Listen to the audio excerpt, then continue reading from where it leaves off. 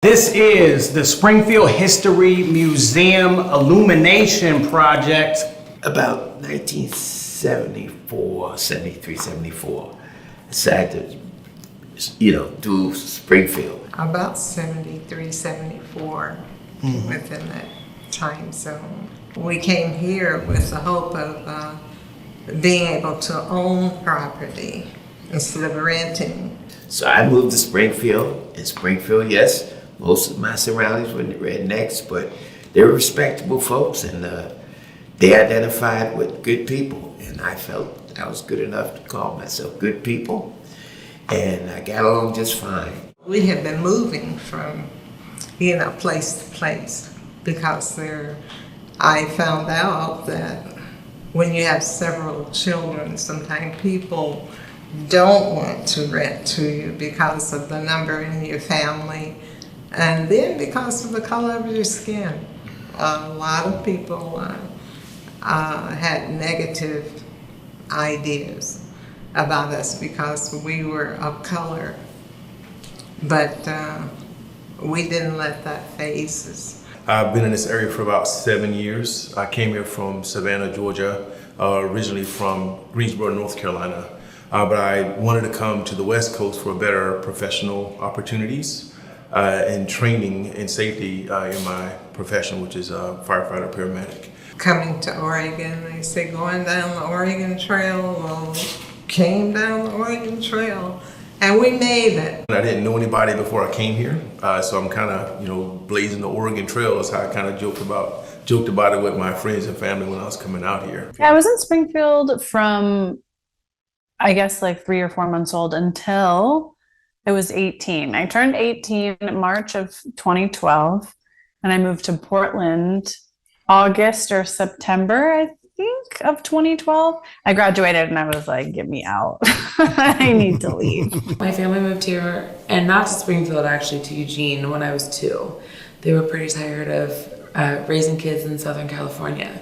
So we moved actually during the riots in 92 from Los Angeles to Oregon, and my dad was finishing his doctorate at the University of Oregon for music. And so this is home, this is all I really know. Well, I'm originally from Zimbabwe, but I moved to the United States in 2014 in a band. And so I have family that live in Eugene. And whenever I would be on break from my tours, I would come to Eugene, and I just loved the space. And then fast forward to meeting my husband, we then moved to Springfield, and our 2 children have been born here. So that's the deepest connection I have with Springfield right now, the fact that my children were born here. October 5th, 2006, my mom decided that she was done with California. She lived in a really bad part of it, so she decided she wanted to go to Oregon. It's cheaper, nicer place to live in. My father did not come with. He stayed in California, but we moved down to Springfield. I've only lived in Springfield my whole life. I've always liked living life on the edge. If it had adrenaline, I'm an adrenaline junkie.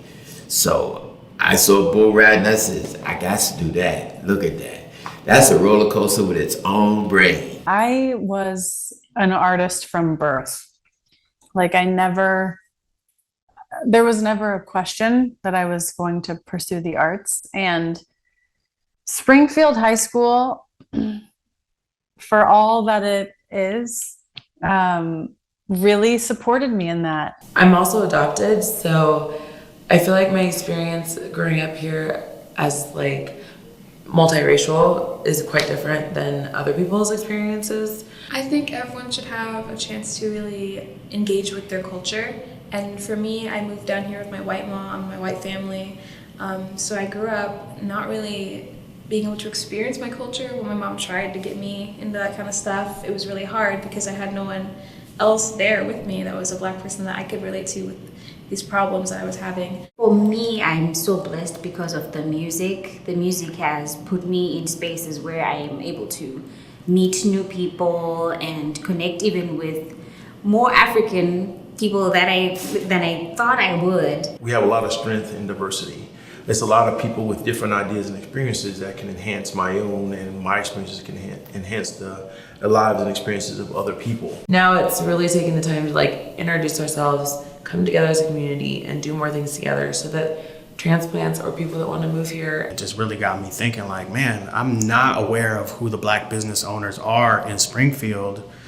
And I feel like I want to know, and that's just something that needs to happen so that we're not in this situation where we can be supporting each other's businesses and be welcome to come build in each other's spaces. Let there be a place for people like me here in this neck of the woods. I think accepting what happened in the past will also help the people who are not, of our race to know how to approach us with respect. I hope in the future in Springfield that the community will be even stronger than it is today. And I guess I would say, don't forget your history.